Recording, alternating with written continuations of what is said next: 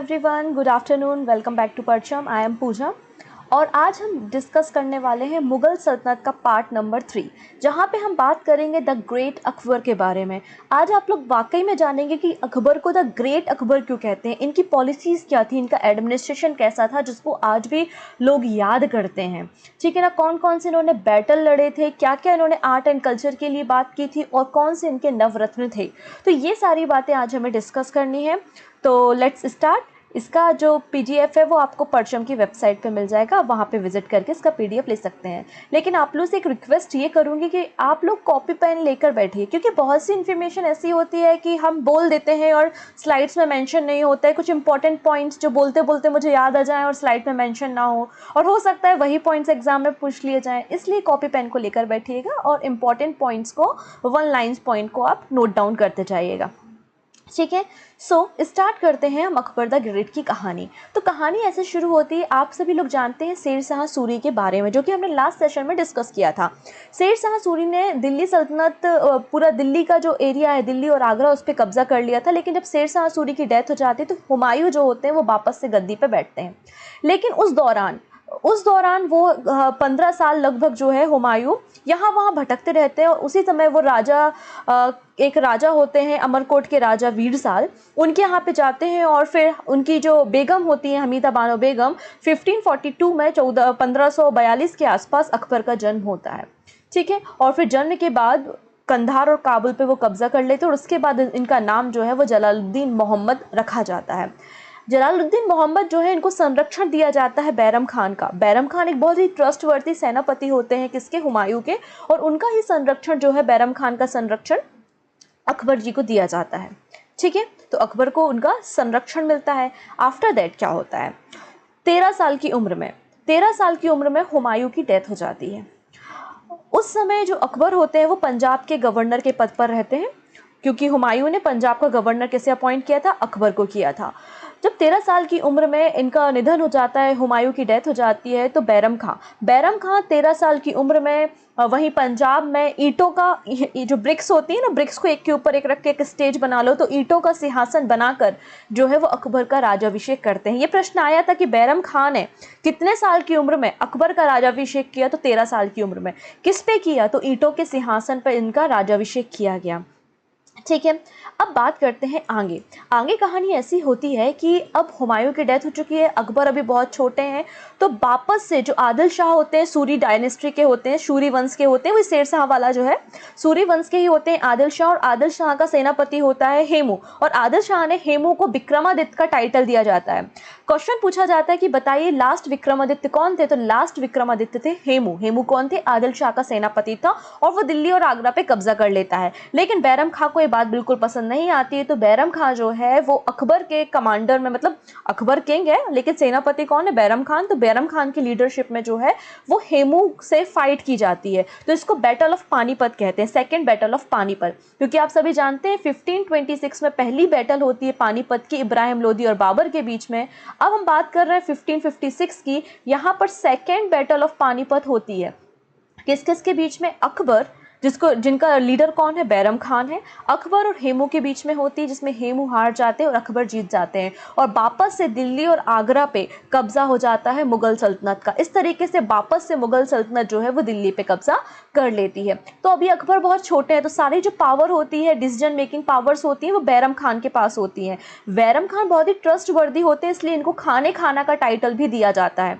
ठीक है, 1556 से 1560 तक का जो शासन काल है वो पूरा बैरम खान के अंडर होता है। लेकिन जब बड़े होने लगे हैं अकबर और लोग उनको बोल रहे हैं कि अरे तुम तो बैरम खान के अंडर में काम करते हो, उनकी बातें मानते हो, उनकी पॉलिसी मानते हो, तुम राजा हो तो अपने दिमाग से काम लेना चाहिए, दुनिया भर की बातें, पॉलिटिक्स तो हर कहीं होती है। तो बिल्कुल उसी तरीके की पॉलिटिक्स में अकबर फंस जाते हैं और बैरम खान से बोलते हैं, देखिए दाऊ, अब आप हो चुके हैं बहुत बूढ़े, एक काम करो, आप मक्का मदीना की यात्रा में निकल जाओ।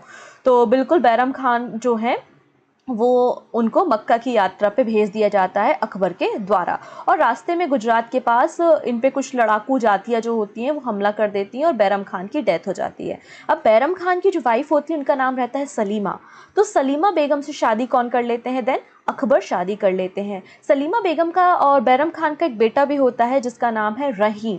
तो रहीम को अडॉप्ट कर लेते हैं फिर अकबर, क्योंकि अब शादी कर लिए सलीमा बेगम से, और खाने खाने का टाइटल जो है वो रहीम को दे दिया जाता है। और रहीम जो है अभी हम देखेंगे कि अकबर के नवरत्नों में से भी एक है।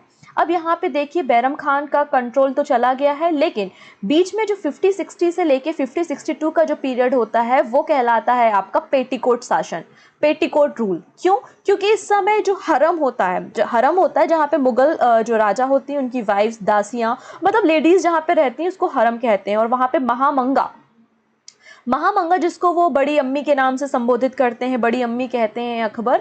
तो यहाँ पे 50-60 से 50-62 के बीच में जो है वो आदम खान उनके जो बेटे हैं और महामंगा है ना, उनका शासन रहता है। इसे पेटीकोट शासन के नाम से भी जाना जाता है। लेकिन बीच में बहुत सारे जो अटैक हैं अलग अलग कंट्रीज़ में, अलग अलग डायनेस्टीज़ में, राजवंश में जो है वो अकबर अटैक करते हैं। तो एक एक करके उन अटैक्स के बारे में हम बात करना शुरू करते हैं। तो देखिएगा, सबसे पहले अगर हम बात करते हैं गोंडवाना के बारे में, तो गोंडवाना की उस समय रानी जो है वो रानी दुर्गावती हैं, और संग्राम सिंह जो उनके हस्बैंड होते हैं उनकी डेथ हो चुकी है, मतलब एक लेडी है जो रूल कर रही हैं। तो क्वेश्चन पूछा गया है कि रानी दुर्गावती किसके समकालीन थी? तो रानी दुर्गावती अकबर के समकालीन थी। गोंडवाना की रानी थी रानी दुर्गावती। तो अकबर इन पे अकबर जो है वो हमला करते हैं और गोंडवाना एरिया को अपने अंडर में ले लेते हैं। तो पहला तो इन्होंने ये किया, कब किया? 1561 में किया। ठीक है। दूसरा है मालवा की जो कैपिटल है वो मांडू है, Mandu the city of Joy. ठीक है। सो मालवा की जो कैपिटल है वो मांडू, और वहाँ पर रूलर है बाज बहादुर। अच्छा, आप लोगों ने बाज बहादुर और रानी रूपमती की लव स्टोरी को सुना होगा, तो बिल्कुल वही हैं ये लोग, बाज बहादुर और रानी रूपमती। तो बाज बहादुर का रूल रहता है मालवा में, और मांडू पे कब्जा कर लेते हैं अकबर, और उसके बाद बाज बहादुर और रानी रूपमती की डेथ हो जाती है। और दोनों की जो टॉम है वो जो समाधि है वो उज्जैन में आपको देखने को मिलेगी। मतलब 1561 में आपने मालवा पे भी कब्जा कर लिया और आपने ग्वालियर के रीजन पे भी कब्जा कर लिया है। ठीक है। चलो आगे बात करते हैं। जैसा कि लिखा है चित्तौड़गढ़ या चित्तौड़ के नाम से हम बात करते हैं 1568 की। यहाँ पर राजपूतों का शासन है, राजा उदय सिंह का शासन है, और उदयपुर इसकी कैपिटल है। तो यहाँ पर बहुत मशक्कत करनी पड़ती है, अकबर को बहुत लंबे समय तक डेरा डाल के रखना होता है। और इसी समय चित्तौड़ की विजय के समय ही जो अकबर होते हैं वो जिहाद का नारा देते हैं। लेकिन उदय जो सिंह है राजा जी, वो कुछ समय बाद उनकी डेथ हो जाती है और चित्तौड़ पर जो है वो कब्जा कर लेता है कौन? अकबर। लेकिन अभी भी जो राजपूत है वो अकबर की अधीनता को स्वीकार नहीं करते, वो कहते हैं कि हम तो इंडिपेंडेंट है।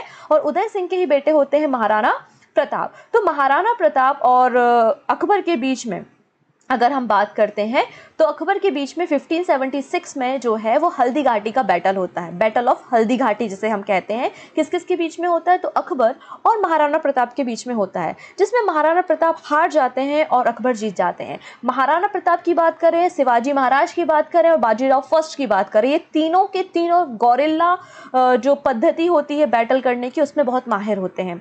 तो यहाँ पे जो अपना हल्दी घाटी का बैटल होता है उसमें अकबर जीत जाते हैं और राणा प्रताप की हार हो जाती है। ठीक है। इसके बाद हम बात करते हैं आमेर। तो आमेर के राजा की स्टोरी आपने सुनी होगी, राजा भानमल। तो राजा भानमल की ही बेटी जो थी हरका भाई, जिनको हम जनरली जोधा बाई के नाम से जानते हैं कि अकबर और जोधा, तो बिल्कुल वही जोधा बाई जो है। तो यहाँ पे मैत्री संधि हो जाती है आमेर के साथ। तो आमेर पे भी कंट्रोल है, चित्तौड़ पे भी कंट्रोल है, मेवाड़ और मालवा पे भी कंट्रोल हो गया और गोंडवाना पे भी कंट्रोल हो गया। अगला इनका जो होता है अभियान वो होता है कालिंजर पे। कालिंजर बेसिकली मध्य प्रदेश में, हमारे यहाँ रीवा में ही पड़ता है। अच्छा, आप लोग ने नवरत्नों का नाम सुना होगा, और नवरत्नों में से एक थे तानसेन। तो जो राजा रामचंद्र थे, कालिंजर के जो राजा थे, रीवा के जो राजा थे राजा रामचंद्र, उनके दरबार में ही तानसेन रहा करते थे। और फिर जब कालिंजर पे 1569 में आक्रमण करते तो उसके बाद जो तानसेन है वो अकबर के दरबार में रहने लगते हैं। और इनका ओरिजिनल नाम जो है तानसेन का वो रामतनु पांडे होता है, और वही नवरत्नों में से एक होते हैं अकबर के। इसके अलावा वो रणथंभौर जो कि राजस्थान का एरिया है वहाँ पे कब्जा कर लेते हैं। अब बात करते हैं गुजरात। 1572 में गुजरात पे हमला करते हैं। ऐसा बोला जाता है जब गुजरात पे हमला करते हैं तो पहली बार जो होता है वो अकबर ने समुद्र को देखा होता है। ये क्वेश्चन पूछा गया है कि अकबर ने पहली बार समुद्र को कब देखा, तो गुजरात विजय के दौरान पहली बार इन्होंने समुद्र को देखा। तो गुजरात पे हमला करते हैं, गुजरात को अपने सल्तनत में मिला लेते हैं, और फिर गुजरात जब विजय करके आते हैं तो बहुत खुश होते हैं और उसी खुशी में बुलंद दरवाज़ा बनवाते हैं। और फतेहपुर सीकरी नाम का शहर बनवाते हैं। तो पूछा जाता है बुलंद दरवाज़ा किसकी विजय के उपलक्ष्य में बनवाया गया है? तो गुजरात की विजय के उपलक्ष्य में अकबर के द्वारा बुलंद दरवाज़ा बनवाया जाता है और फतेहपुर सीकरी नया शहर बसाया जाता है और अपनी जो कैपिटल होती है वो भी वो आगरा से फतेहपुर सीकरी को ट्रांसफ़र कर लेते हैं। तो इस तरीके से गुजरात का एरिया भी इनके अंडर आ जाता है। फिर 1586 में यहाँ पे जो ट्राइबल ग्रुप होता है उसके साथ अकबर की लड़ाई होती है और कश्मीर के एरिया पे भी कब्जा कर लेते हैं। कश्मीर के बाद यहाँ पे अगर हम बात करें सिंध, तो सिंध का एरिया 1593 में अगर हम देखें तो सिंध के एरिया में जो है वो अकबर कूच करते हैं, वहाँ पे लड़ाई करते हैं और पूरा यहाँ पर अगर भारत में देखो तो सिंध से लेके अरब सागर तक का जो ये रीजन है, इस पूरे रीजन में आपको मुगल सल्तनत देखने को मिलेगी। ठीक है, इसके अलावा आसरगढ़ का किला बहुत ही फेमस किला है। 1603 में आसरगढ़ के किले को भी जीत लेते हैं। अब यहाँ पे अगर हम बात करें अकबर के बारे में तो मुगल सल्तनत का पहला राजा है अकबर जिसने दक्षिण भारत को जीतने का अभियान बनाया। तो दक्षिण भारत को जीतने के लिए उसने अभियान बनाया और अपने जो बेटे थे अपना जो बेटे हैं उनके साथ इस अभियान पे वो निकलते हैं। तो जो खानदेश हो गया, अहमदनगर हो गया, गोलकुंडा और बीजापुर का जो एरिया हो गया, इस पूरे एरिया में कब्जा कौन कर लेता है? अकबर कर लेते हैं। पूरा दक्षिण भारत का जो एरिया है, दक्कन का रीजन, बीजापुर, गोलकुंडा, अहमदनगर की जो शासिका होती हैं वो चांद बीबी होती हैं, लेकिन वो एक फीमेल होते हुए बहुत ही बहुत ही पावरफुल तरीके से, बहुत अच्छे तरीके से जो है वो लड़ाई करती हैं। तो अहमदनगर, बीजापुर, गोलकुंडा और खानदेश, इन सभी पे कब्जा किसका हो जाता है? आपके अकबर का हो जाता है। खानदेश बेसिकली मध्य प्रदेश में, यहाँ पे जो दक्कन के यहाँ आसपास रीजन है बुरहानपुर, यहाँ का रीजन है। यहाँ पर ही आपको आसरगढ़ का किला देखने मिलता है। दक्षिण का प्रवेश द्वार, मतलब अगर आपको साउथ में एंट्री करनी है तो आपको इस किले को जीतना बहुत ही ज़्यादा ज़रूरी है। इसी किले को जीतना पर आप दक्षिण में एंट्री कर सकते हो, इसलिए इसको दक्षिण का प्रवेश द्वार के नाम से भी जानते हैं, आसरगढ़ का किला। ऐसा बोला जाता है कि जब आसरगढ़ के किले को फतह किया था अकबर के द्वारा तो इन्होंने इस किले को सोने की चाबी से खोला था, ऐसा बुक्स में लिखते हैं। तो इस तरीके से पूरे सिंध से लेके अरेबियन सी तक का ये पूरा का पूरा रीजन अकबर के अंदर आ जाता है और इस तरीके से मुगल सल्तनत पूरे भारत में फैल जाती है। तो ये तो हो गए आपके अकबर के विजय अभियान। अब हमको क्या देखना है? अब हमको समझना है उसके एडमिनिस्ट्रेशन के बारे में। तो आइए बात करते हैं अकबर के एडमिनिस्ट्रेशन के बारे में। अकबर का एम्पायर आपने देखा कितना ही बड़ा था, तो इसने पूरे के पूरे एम्पायर को सूबों मतलब प्रांतों में बांट कर रखा हुआ था। ठीक है, और राजनीतिक और सैन्य दोनों कार्यों को ये अंजाम, यहाँ के जो सूबेदार होते थे वो दोनों कामों को देखते थे, एडमिनिस्ट्रेशन भी देखते थे और मिलिट्री भी देखते थे। ठीक है, हर एक सूबे में एक सूबेदार होता था, दीवान होता था, काजी हुआ करता था। इसके अलावा इसने क्या किया था, अपने पूरे एम्पायर को जो ज़मीन थी, ज़मीनों को 4 प्रकार से डिवाइड किया था। पहला कहलाता था जागीर, दूसरा कहलाता खलीसा, खलीसा के बाद इनाम, है ना। तो ये अलग अलग रीज़न अपने साम्राज्य को विभाजित करने का था। जागीर मतलब जहाँ पे शाही परिवार रहते थे, शाही परिवारों को आवंटित, जैसे कि अगर मैं राज दरबार में बैठ रही हूँ और कोई क्लोज हूँ मैं अकबर के, तो वो एक ज़मीन का टुकड़ा मुझे दे देगा उसकी देखरेख करने के लिए, वहाँ से टैक्स वसूलने के लिए, उसको हम जागीर बोलते थे। खलीसा जो शाही राजकोष के लिए आरक्षित क्षेत्र था, जहाँ से राजा को इनकम होती थी, वो खलीसा कहलाता था। और इनाम धार्मिक नेताओं को दिया जाता था, इसका आधा हिस्सा खेती के लिए होता था। इस तरीके से ने अपने एरिया को 3 पार्ट्स में जागीर, खलीसा और इनाम में डिवाइड करके रखा हुआ था। अगर हम यहाँ पर बात करते हैं अकबर के लैंड रेवेन्यू सिस्टम के बारे में, तो यहाँ पे राजा टोडरमल का नाम आता है। राजा टोडरमल जो है वो अकबर के 9 रत्नों में से भी एक थे और साथ ही साथ अकबर के दीवान या फिर फाइनेंस डिपार्टमेंट, रेवेन्यू डिपार्टमेंट को हेड किया करते थे। और राजा टोडरमल जो है वो शेर शाह सूरी के भी फाइनेंस डिपार्टमेंट में काम किया करते थे। तो राजा टोडरमल ने दहसाला सिस्टम की शुरुआत की थी, मनसबदारी सिस्टम की शुरुआत भी जो है वो इनके द्वारा की गई थी। अकबर ने गज़े सिकंदरी जो यूनिट चलती थी उसको छोड़कर गजे इलाही नई यूनिट की शुरुआत की थी। और दहसाला सिस्टम में क्या होता था, आने वाले 10 साल के लिए ज़मीन का माप करके उसकी मेज़रमेंट करने के बाद उसका औसत निकाला जाता था, एवरेज निकाला जाता था कि कितना रेवेन्यू आने वाले 10 साल में जनरेट होगा, और उसका 1/3 जो था वो एज अ टैक्स जो है वो किसानों को भरना पड़ता था। लेकिन यहाँ पे एक बहुत अच्छा काम किया था कि अगर कोई किसान है, उसकी ज़मीन ख़राब है या उसको पहले से ही कुछ एडिशनल पैसा चाहिए है, तो यहाँ पर उसकी व्यवस्था भी की गई थी। ठीक है, अगर हम ज़मीन की बात करें तो ज़मीन को भी अलग अलग पार्ट्स में डिवाइड किया गया था। पहला है पोलास, पोलास मतलब कल्टिवेटेड एवरी ईयर, ऐसी ज़मीन जो बहुत ही ज़्यादा फर्टाइल है, दोआब रीजन में आती है और जहाँ पे हर साल खेती की जा सकती है। फिर पड़ती, पड़ती जहाँ 1 in a 2 year, 2 साल में जहाँ पे एक बार खेती हो पाती है।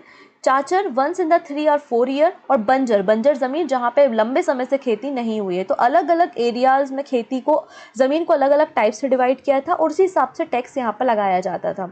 यहाँ पर हालांकि जो अकबर का समय में टैक्स जो है वो आप ग्रेन भी दे सकते हो और जो है कैश भी दे सकते हो, लेकिन अकबर जनरली नगद रुपए में ही टैक्स की वसूली करने के लिए बोलते थे। ठीक है। मनसबदारी सिस्टम में भी 3 स्केल होते थे। मनसबदारी में भी एक होता था जाट और एक होता था सवर। तो जाट मतलब जिनको ये जागीर दी जाती थी, और सवर जो कि घोड़े रखते थे। तो इस तरीके से 2 कैटेगरी थी। तो मनसबदार में भी 3 कैटेगरी हैं। मनसबदार जिनके पास 500 जट, जट मतलब जो इनकम, जो राजस्व से सैलरी दी जाती थी, तो उनकी सैलरी के हिसाब से भी उनको मनसबदारी दी जाती थी। अमीर और अमीर ए उम्दा। तो इस तरीके से मनसब भी जो थे वो डिवाइडेड थे, और जट को एक परमानेंट एक फिक्स पेंशन या सैलरी यहाँ पर दी जाती थी। ठीक है, तो ये हो गया। अब रिलीजियस पॉलिसी की बात करते हैं। यहाँ से आप समझ पाएंगे कि अकबर को द ग्रेट क्यों कहा जाता है। अकबर के जो गुरु थे वो अब्दुल लतीफ़ थे। उनसे इन्होंने शिक्षा ली थी, और ये जो है वो दिन्ने-लाही धर्म को फॉलो करते थे कि सभी धर्म एक समान है, सभी धर्मों में आस्था होनी चाहिए। तो इन्होंने एक इबादत खाने का भी निर्माण करवाया था फतेहपुर सीकरी में। हर एक थर्सडे को इबादत खाने में जो बड़े बड़े धर्म गुरु होते थे वहाँ पर आते थे, सभी किसी एक टॉपिक पर डिस्कशन करते थे और कोई कंक्लूजन निकालते थे, क्योंकि उसको पढ़ने का बहुत शौक था, सभी धर्मों के बारे में जानने का बहुत शौक था। इसलिए यहाँ पे इबादत खाने की शुरुआत फतेहपुर सीकरी में डिस्कशन के लिए की गई थी।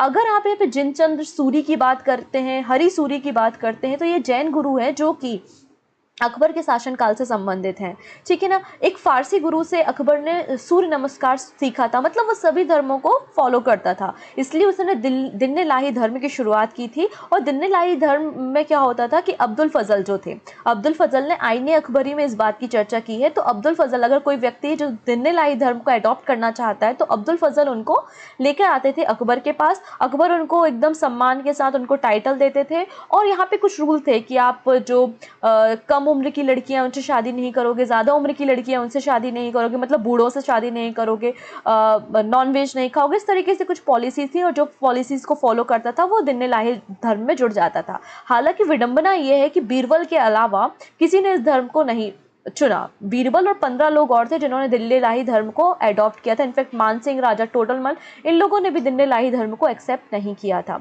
अब यहाँ पे बात करते हैं इन्होंने क्या क्या किया। तो 1562 में सबसे पहले अकबर ने दास प्रथा को ख़त्म किया। जो भी लेबर थे, जो भी स्लेव थे, उन सबको रिहा कर दिया। तो दास प्रथा का अंत 1562 में अकबर के द्वारा किया गया। 1563 में अकबर के द्वारा जो धार्मिक कर लगाया जाता था, जो तीर्थ यात्राओं पे कर लगाया जाता था, कि अगर मैं हिंदू हूँ और एक किसी केदारनाथ, बद्रीनाथ कहीं भी जाना चाहती हूँ, तो मुझे उस यात्रा पर टैक्स देना होता था। तो तीर्थ यात्रा पे लगने वाले कर को इसने ख़त्म किया था, और 1564 में इसने जजिया टैक्स को भी समाप्त कर दिया था। तो ये उसकी कुछ पॉलिसीज़ थी। इसने साथ ही साथ हिंदुओं के फेस्टिवल में शामिल होता था झरोका दर्शन। इस तरीके से अलग अलग सिस्टम इसने चालू किए। इनफैक्ट इसने जो सिक्के भी छपवाए थे, तो उसमें राम सीता का स्टैचू वाले भी सिक्के इन्होंने छपवाए थे। तो ये उसकी उदारता ही है जो उसको इतना ग्रेट बनाती है।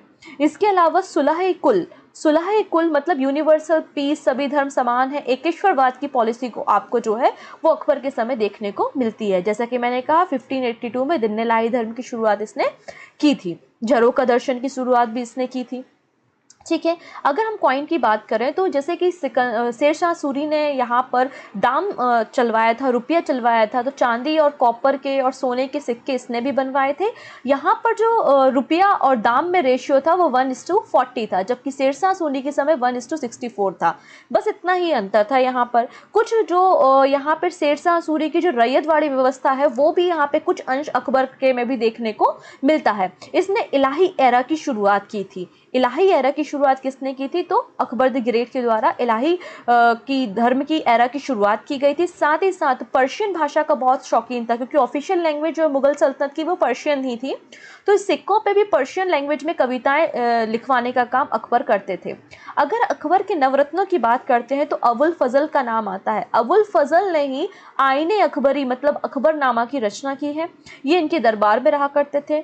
अब्दुल रहीम खाने खाना जब गुजरात की विजय पे गए थे, बैरम खान के बेटे हैं ये, गुजरात की विजय पे जब गए थे तो इनको खाने खाने का टाइटल मिला था। इन्होंने भी बाबरनामा को तुर्की भाषा में ट्रांसलेट किया है। अगर बात करते हैं बीरबल, तो बीरबल एक हिंदू व्यक्ति हैं, इनका नाम महेश दास होता है और ये बहुत ही बुद्धिमान होते हैं, इसलिए इनको राजा बीरबल का टाइटल दिया जाता है।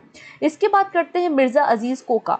ये जो हैं ये आपके अबुल फजल के भाई होते हैं और ये भी जो है अकबर के दरबार में रहा करते हैं। ठीक है, फ़ैज़ी की बात करते हैं तो फ़ैज़ी ने महाभारत को पर्शियन लैंग्वेज में ट्रांसलेट किया है, लीलावती को भी इसने पर्शियन लैंग्वेज में ट्रांसलेट किया है। राजा मान सिंह जो है वो आमेर के ही राजा होते हैं, राजपूत होते हैं और ये भी मनसबदार के रूप में यहाँ पर रहा करते हैं। राजा टोडरमल, जैसा कि मैंने कहा, फाइनेंस डिपार्टमेंट देखते हैं। दीवान ए अशरफ की उपाधि इनको दी जाती है राजा टोडरमल को, और इस शेरशाह सूरी का भी फाइनेंस डिपार्टमेंट देखा करते थे। ठीक है, फ़कीर अजीज़ुद्दीन ये चीफ एडवाइज़र हैं अकबर के, और तानसेन इनका नाम है रामतनु पांडे। इनका जो टोम है वो ग्वालियर में है, ये एक बहुत बड़े म्यूजिशियन है। ठीक है, अकबर ने इनको टाइटल दिया था तानसेन। मियाँ की मल्हार जैसी कई रचनाएं जो हैं वो तानसेन के द्वारा की गई हैं। तो कालिंजर में रामचंद्र के दरबार में राजा रामतनु पांडे रहा करते थे। अगर हम आर्ट और पेंटिंग्स की बात करते हैं तो पेंटिंग की शुरुआत सबसे पहले हुमायूं ने की थी, लेकिन इसको एक्सपांड सबसे ज़्यादा किसने किया है? जहांगीर के शासनकाल में आपको चित्रकला भर भर के मिलेगी। हजनामा जिसमें 1200 पेंटिंग शामिल है, इसके शासनकाल से ही संबंधित हैं। इनफैक्ट ये सभी धर्मों को मानता था अकबर, इसलिए इसने ईस्ट इंडिया कंपनी को परमिशन दी थी कि लाहौर में ये चर्च वगैरह बना सकते हैं। तो लाहौर वगैरह में चर्च बनाने की शुरुआत भी अकबर के समय से ही होती है, क्योंकि जब ईस्ट इंडिया कंपनी बन रही होती है तो भारत में रूल कौन कर रहा होता है? अकबर। लेकिन जब ईस्ट इंडिया कंपनी भारत आती है तो उस समय तक रूल हो जाता है जहांगीर का। तो वही चीज़ें यहाँ पर लिखी हुई है। जसवंत और दसवंत ये दो एक पेंटर है जो कि अकबर के कोर्ट में रहा करते थे। ठीक है, इसके अलावा इसके दरबार में कुछ फ़ारसी कवि थे, अबू फजल थे, अबुल फैज़ी थे, ये सभी उल्बी थे, ये सभी पर्शियन भाषा के बहुत अच्छे जानकार व्यक्ति थे। साथ ही साथ इनके दरबार में ही तुलसीदास जी ने रामचरितमानस को भी लिखा है। ठीक है, अकबर ने कई संस्कृत कृतियों का फ़ारसी भाषा में अनुवाद किया था। फतेहपुर सीकरी में भी इन्होंने अनुवाद ब्यूरो खोला था, मतलब आप ट्रांसलेट कर सको। रजनामा महाभारत का फ़ारसी अनुवाद है। ये क्वेश्चन बहुत इंपॉर्टेंट है। रजनामा महाभारत का नाम ही क्या है?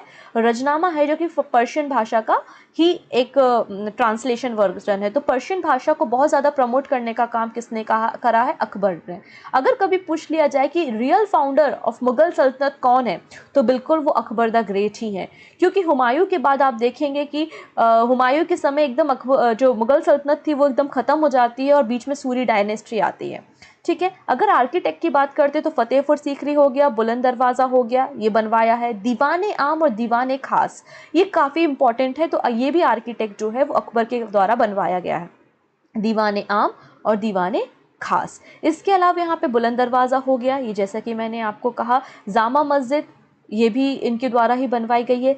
शेख सलीम चिश्ती की दरगाह, ये सलीम चिश्ती जी को बहुत मानते थे और इनके नाम पर ही इन्होंने अपने बेटे का नाम सलीम रखा, जिसको आज हम जहांगीर के नाम से जानते हैं। तो शेख सलीम चिश्ती की दरगाह भी इनके द्वारा ही बनवाई गई थी। ठीक है ना, जोधाबाई का महल देख लेते हैं, तो वो भी इनके द्वारा ही बनवाया गया था। हुमायूं का मकबरा जो है वो दिल्ली में बनाया गया है, जो कि संगमरमर का एकदम बहुत ही अद्भुत नमूना है। ताजमहल का ही आगे का पार्ट जो है वो आपको हुमायूं का मकबरा कहा जाता है, वो भी अकबर के समय ही बनाया गया था। ठीक है, और फिर 27 अक्टूबर 1605 में जो है अकबर की डेथ हो जाती है और इनका जो टॉम है वो सिकंदरा में है। सिकंदरा में इनके मकबरे को बनाया गया है, इनको दफनाया गया है। और इसके बाद आप जानते हैं इनके बेटे सलीम मतलब जहांगीर गद्दी पे बैठते हैं, जो कि हमारा मुग़ल सल्तनत का पार्ट नंबर 4 होगा, जो कि आगे वाले सेशन में हम डिस्कस करेंगे।